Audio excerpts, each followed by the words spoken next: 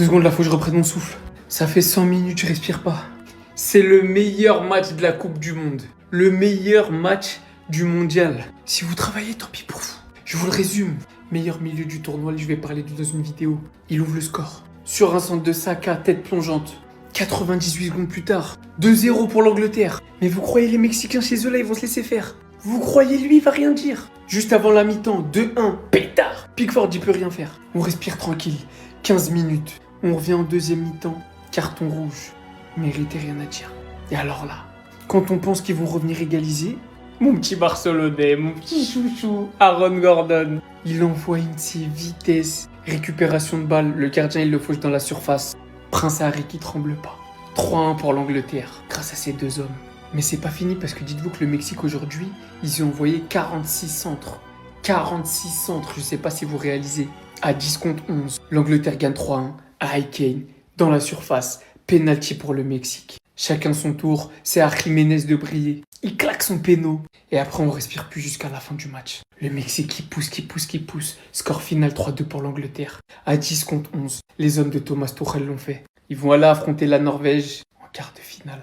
Et si vous avez raté ce match, les gars, bah abonnez-vous parce que tous les matchs de la nuit, vous aurez quand même leur équipe. Attendez. En fait, le match Brésil-Norvège, c'était pour les péchos. Parce que le match de la soirée, je vous le dis, c'était clairement Mexique-Angleterre. Le match auquel je viens d'assister, c'est du n'importe quoi. Victoire de l'Angleterre sur le score de 3-2 contre le Mexique. Et pour le coup, cette qualification, ils sont clairement allés la chercher dans la douleur. De la 54e minute jusqu'à la 100e minute, temps additionnel inclus, ils étaient en infériorité numérique et ils ont réussi à tenir. Honnêtement, aujourd'hui, c'était un match assez paradoxal parce que pendant presque toute la première période, le Mexique a dominé. Et vraiment, j'insiste sur le mot dominer car ils se sont créés énormément d'occasions, mais derrière défensivement pour les Anglais ça tenait et ils avaient également un Pickford qui était à un niveau juste stratosphérique ce soir. Et contre le cours du jeu à la 36e, on a Bellingham qui a ouvert le score sur une contre-attaque de l'Angleterre. Même pas 2 minutes après, il s'est offert le but du doublé pour le 2-0. À ce moment précis du match, je pense qu'on sera tous unanimes, on s'est tous dit que pour les Mexicains ça allait être terminé car en soi ça faisait quand même un sacré coup dur sur la tête. Et juste avant la mi-temps, monsieur Quinones est venu réduire le score sur une magnifique reprise de volée où il a clairement allumé la cage. Et au retour des vestiaires, gros coup dur pour l'Angleterre. Suite à ce tacle de Kansas, la VAR a revu l'action et l'arbitre lui a mis un carton rouge. Et pour les Mexicains, au vu de la domination en supériorité numérique, on s'est dit qu'ils allaient revenir au score. Mais malheureusement pour eux, il y a eu ce penalty suite à une action où Gordon récupère le ballon avant le gardien mexicain le touche et derrière c'est clair et net, l'arbitre accorde le penalty. Et ce penalty, il a bien évidemment été transformé parfaitement par monsieur Harry Kane. Quelques minutes plus tard, il y a eu également un penalty pour le Mexique suite à une faute d'Harry Kane, ce qui est quand même assez paradoxal. Et ce penalty également, il a été inscrit parfaitement par Jiménez. À partir de ce moment-là, à la 70e minute, il y avait toujours 3-2 pour le Mexique et pour le coup, les Mexicains ont poussé comme never jusqu'à la fin. L'arbitre a même mis 11 minutes de temps additionnel, mais malheureusement, ça n'aura pas suffi. La défense anglaise et notamment Pickford ont réussi à intercepter tous les ballons ou soit à les dégager, même si ça a été très chaud jusqu'à la fin. Avec cette victoire, l'Angleterre se qualifie en quart de finale là où ils affronteront la Norvège et pour le coup, je sens que ça va être un match de malade. On leur avait promis l'enfer. Ils ont passé 2 nuits au Mexique. Ils ont pratiquement pas dormi parce qu'il y avait des vuvuzelas, des bruits, des feux d'artifice et tout. 90 minutes, ils ont passé dans un stade rempli de Mexicains. Ils ont vécu l'enfer. Ils ont vaincu l'enfer. Ils ont vécu et ils ont vaincu l'enfer. Je crois que je viens d'assister au meilleur match de cette Coupe du Monde, au fait, les gars. Il y avait tout. Il y avait des rebondissements, il y a eu plusieurs buts, il y a eu du suspense jusqu'au bout du match. Et cette victoire-là, les gars, de l'Angleterre, moi, je pense qu'elle n'est pas anodine, les gars. Je pense qu'il y a très peu d'équipes qui auraient survécu à cet enfer-là qu'a infligé le Mexique aujourd'hui. Et pire encore à 10, les gars, parce que l'Angleterre a passé pratiquement toute la deuxième mi-temps à 10 dans cet enfer du Mexique, à subir des valses d'attaque. Tout le temps, c'est chaud. Ça, pour moi, c'est une victoire de champion du monde. S'ils sont capables de faire ça, de sortir d'une telle situation, les gars, ils sont capables de sortir de toutes les situations. Parce que l'enfer qu'ils ont vécu ce soir, mais moi, j'y croyais plus. Je me disais que l'Angleterre allait se faire éliminer, surtout après le carton rouge. Mais le match de Bellingham aujourd'hui, le gros match de Bellingham, Harry Kane, la défense et tout, la grosse prestation de Pickford.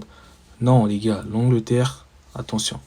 Attention, parce que quand tu sors d'une victoire comme ça, t'as un mental à tout épreuve. On dirait bien que la théorie des Simpsons tombe à l'eau, mais que le pronostic de Willow est toujours en vie. Pour lui, c'est l'Angleterre qui va gagner la Coupe du Monde. Après leur match bourbier face au Congo, aujourd'hui c'était contre le Mexique, une équipe qui a encaissé 0 but, avec une ambiance folle et beaucoup de conditions qui handicapent les Anglais, mais ils l'ont quand même fait, et à 10 contre 11. Le Mexique n'avait rien encaissé pendant ce mondial, c'est pas un souci pour Bellingham. Il double ce soir, il a ouvert 2 fois les bras, mais lui je ferai une vidéo sur lui. But de la tête, toujours placé au bon endroit, au bon moment, lui qui adore dévorer les espaces, et vient calmer le Mexique qui était en train de mettre beaucoup de pression sur les cages de Pickford. Il faut aussi applaudir la passe de Saka sur le but de Bellingham, mais aussi la passe de Kane sur le but du 2-0. Réaction du Mexique avant la fin de la première mi-temps et devient l'un des meilleurs buteurs de l'histoire du Mexique en Coupe du Monde. Un match qui aurait pu tourner à cause de ce carton rouge. Le carton rouge est tout à fait légitime, mais les Anglais ont su bien réagir. Déviation de Kane pour Gordon. Gordon qui a une fusée arrive à toucher le ballon, penalty.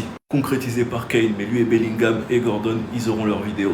Le match aurait pu tourner au cauchemar suite à la faute de Kane, penalty, but de Jiménez, mais ça n'aura pas suffi. Enfin bref, ils affronteront donc en quart la Norvège. Bon les amis, est-ce qu'on n'est pas sur le plus beau match de cette compétition? En tout cas, la malédiction des huitièmes de finale se poursuit pour le Mexique et on connaît les prochains quarts de finale. Ça sera l'Angleterre face à la Norvège. Franchement, c'était un match de dingue, on s'est régalé avec un doublé de Jude Bellingham en l'espace de 2 minutes. On va pas se le cacher, a été grandement facilité par les errements de la défense mexicaine. Après, on a eu Quiñones qui a réduit le score avant la fin de la première mi-temps. Le suspense était déjà maintenu, mais Cuenca a décidé de relancer encore plus les choses.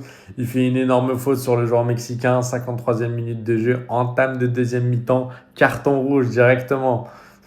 5 minutes après, faute sur Gordon du gardien, penalty, transformé aussitôt par Harry Kane. De l'autre côté, vous allez dire, il en a pris 2, Pickford, il n'a pas fait un grand match.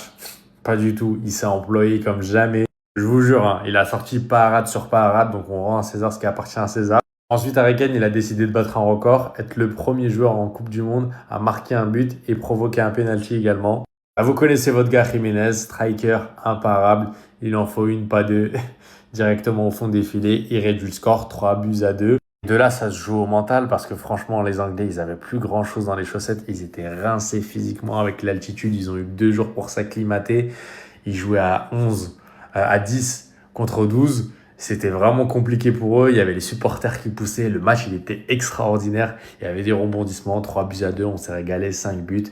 Malgré que le match a été décalé d'1 heure, c'est vraiment mis en mode rentable. Rester éveillé jusqu'à 5h du matin pour ce genre de match, c'est juste exceptionnel. Parce que ceux qui ont raté, force à vous, parce que pour moi, c'est le match du mondial. Vous allez me parler de Cap-Vert-Argentine? Oui, parce que le scénario était dingue. Mais là, en fait, ça partait dans tous les sens. Tout le temps. La première minute, Declan Rice, carton jaune. Là, tu vois Pickford qui fait des arrêts sur des têtes, des frappes de Raúl Jiménez. Le Mexique hyper dangereux d'entrée de jeu. Et c'est Jude Bellingham. Jude Bellingham, doublé en 1 minute 30, 99 secondes. Il met doublé. Une première fois servi par Saka, il met une tête. Deuxième fois, il est servi par Harry Kane. Il a plus qu'à la mettre au fond. Doublé en 1 minute 30. Quiñones, le joueur du Mexique, en forme. 5e but dans la compétition. Sur un coup franc, ça revient sur lui, frappe. Pickford peut rien faire à cette distance. Bellingham qui a été super actif, on le revoit. Cette fois en défense, il vient sauver un but parce que le Mexique était à 2 doigts de frapper. Regardez Jude Bellingham, il revient et empêche le joueur mexicain d'armer sa frappe. C'est en deuxième mi-temps que là ça part vraiment en cacahuète. Cuenca fait une faute sur le joueur mexicain. Carton rouge, joue seulement la 52e minute. Donc l'Angleterre va devoir passer quasi 45-50 minutes à 10 contre 11. C'est quoi? C'est 2-3 minutes après, Anthony Gordon récupère un ballon sur une faute d'inattention des Mexicains.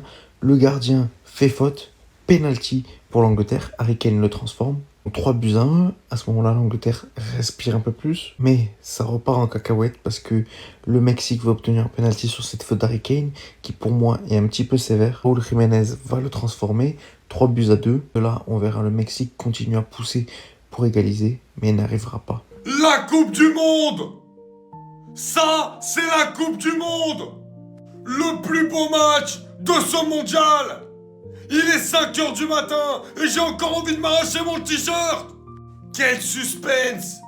Dans une ambiance extraordinaire, j'ai rarement vu une ambiance comme ça de toute ma vie en Coupe du Monde! Une électricité incroyable! Et un match qui restera dans les annales de la Coupe du Monde. Ce match extraordinaire entre l'Angleterre et le Mexique Et comme le dit le titre ici, l'Angleterre sortie de l'enfer. Le Mexique, qui en 60 ans a perdu seulement 2 fois dans ce stade à Azteca, qui promettait l'enfer aux Anglais. On l'a vu sur les 30 premières minutes. Tant le Mexique était au-dessus, tant le Mexique dominait.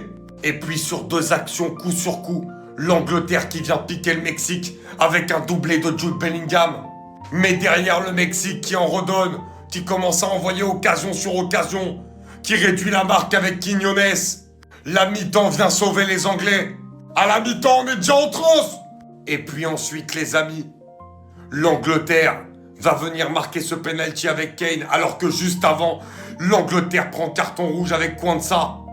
Le 3-1, puis ensuite un penalty pour le Mexique, le 3-2 avec Jiménez. Et ensuite un Mexique qui pousse, mais des changements gagnants de Tuchel, qui vont finalement faire résister l'Angleterre dans une fin de match totalement incroyable à suivre. Un grand merci à tous les acteurs de ce match, parce que ça valait le coup de rester réveillé. On a assisté à du football. Ce mec est devenu un vrai problème. Ceux qui ont vu le match vont vraiment me comprendre. En infériorité numérique, l'Angleterre finit par gagner son match 3-2. Mise en avant rapidement par Jude Bellingham qui inscrit un doublé en 2 minutes lors de la première période. Celui-ci va inscrire un très beau but par la tête et un second avec une présence importante dans la surface. Mais avant même que son coéquipier reçoive un carton rouge en début de seconde période, devant les cages en pleine surface, juste ici, Jude Bellingham vient réaliser cette intervention qui empêche le Mexique d'égaliser le 2-2, qui aurait peut-être permis au Mexique de revenir en seconde période avec un mental d'acier. Mais au lieu de cela, et malgré le carton rouge, c'est Harry Kane qui viendra finalement mettre le 3-1 et permettra à son équipe de gagner avec un but d'écart pour le reste du match, sachant que forcément en supériorité numérique, Raúl Jiménez aura réduit le score entre temps. Quand je viens vous dire que ce mec est devenu un véritable problème, c'est qu'aujourd'hui tu peux plus l'utiliser comme un joueur banal. Bien qu'il l'était déjà auparavant, Bellingham est aujourd'hui beaucoup trop imposant sur un terrain de football. Son volume de jeu est tellement monstrueux que pour exploiter son plein potentiel, il a besoin de bouffer le terrain, d'avoir une liberté absolue sans en venir à l'embêter dans sa zone. Il peut tellement être la clé numéro 1 de n'importe quel grand club. Juste à voir pour comprendre, mais quand je vous dis que Jude Bellingham pour moi est l'un des meilleurs milieux de terrain de l'histoire du football, selon ce qu'il a réussi à acquérir, c'est pas des lol les gars. S'il arrive à faire suivre cela par un grand palmarès, ça peut être beaucoup trop fort.